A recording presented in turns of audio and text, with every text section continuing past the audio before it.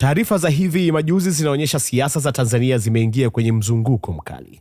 Makamu mwenyekiti wa Chadema Bara, John Heche, leo Aprili 9, 2026, alitangaza kampeni maalumu mtandaoni kukemea kukamatwa kwa mwenyekiti wa chama hicho Tundu Lissu, ambaye leo amefikisha siku 365 gerezani. Katika moja nukuu ya kauli yake inasema, kama hawatotusikiliza, tutaitisha maandamano makubwa nchi nzima. Wasikie mlio wetu na wamwachie Lissu, amesisitiza. Kwa mujibu wa uchambuzi wa The Citizen na vyanzo vingine vya habari, Lissu alipoteuliwa mwenyekiti wa Chadema mwishoni mwa mwaka 2024 na kisha akaanzisha kampeni ya No Reform No Election kupongeza mageuzi ya uchaguzi. Taarifa zinaeleza kuwa wiki zilizofuata aliendesha mikutano ya kampeni Dar es Salaam na mikoa mingine kwa kauli mbiu hiyo.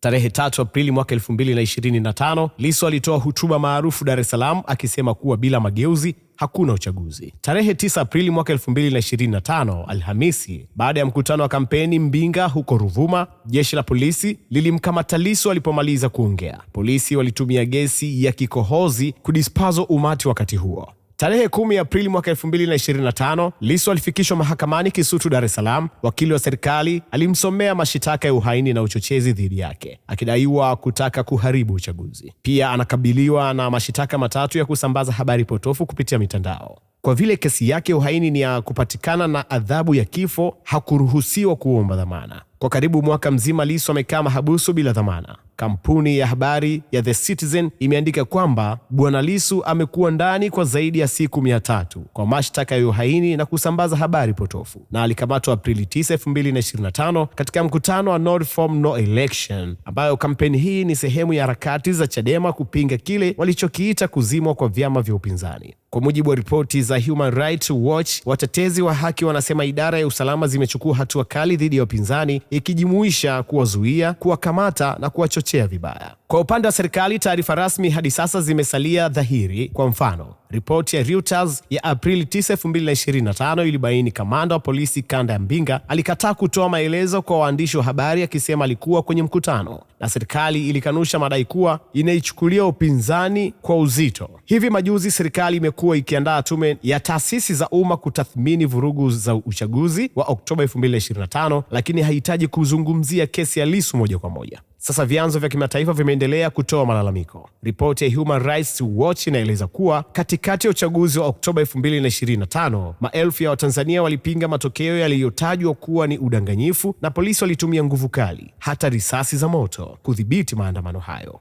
Jumuiya ya Ulaya kupitia bunge la Ulaya lilitoa azimio Mei 2025 likipinga mahakama ya polisi vilivyomfunga Lissu kwa mashtaka ya kisiasa na kuitaka serikali imwachilie Lissu huru. Kwa sasa Chadema imetangaza hatua mpya. Heche ameiagiza jamii ya watumiaji kueneza ujumbe mtandaoni, mikutano ya kuhamasisha vijana na pia kutembelea balozi za Tanzania ulimwenguni kote wakitaka uhuru wa Lissu. Katika hatua ya pili, ameongeza kuwa kupanga maandamano makubwa iwapo serikali bado haitatekeleza ombi lao. Swali, je, serikali itachukua hatua gani? Historia inaashiria kwamba mamlaka hazikukaribisha maandamano yanayoanzishwa na Chadema. Kwa mfano, walimwengu waliona polisi kuzuia vikwazo vya kampeni na kuwakamata viongozi wa upinzani kabla ya uchaguzi wa mwaka 2025. Ikiwa maandamano yatatekelezwa, jeshi la polisi kwa sasa limesema litabadilika na kutumia nguvu ya kawaida kwa kuzingatia sheria. Kwa kifupi, mzozo huu umeenea kutoka bungeni hadi mitandaoni, na media za ndani na za kimataifa zinafuatilia tukio hili kwa makini. Tanzania iko kwenye hatua nyeti ya kisiasa.